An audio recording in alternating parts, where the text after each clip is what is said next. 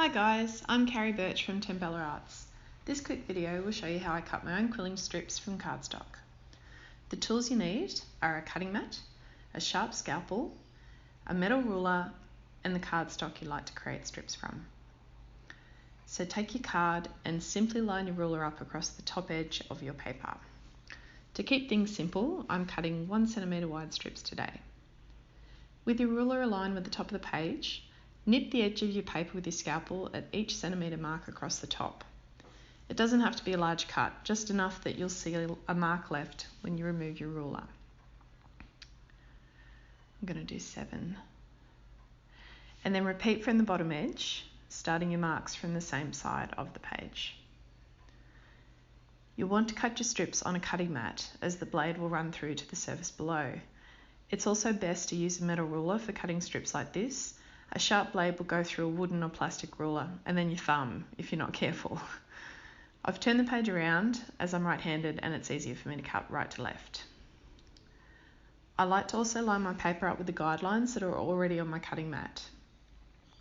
Now, line your ruler up with the marks you've made on the paper.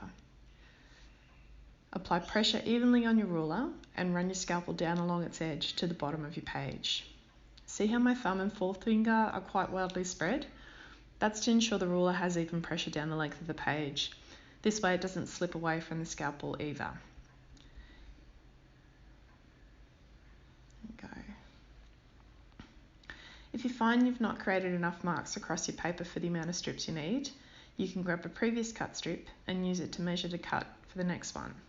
Just line it up with your ruler next to it and then cut as before. And when you start getting proficient at cutting your strips, you'll find that you won't need to mark the page at all. I eyeball all my strips and cut freehand, as you see now, without markers. Most of my strips are evenly cut to about 8 millimetres.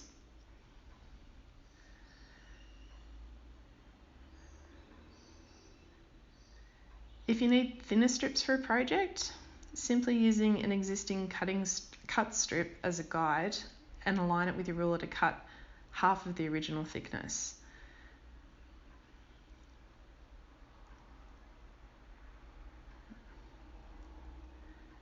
And if you already have a colour cut in the strips and are after thinner pieces, you can also cut an existing strip in half.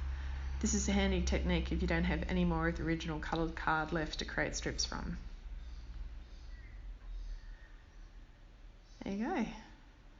And that's literally how easy it is.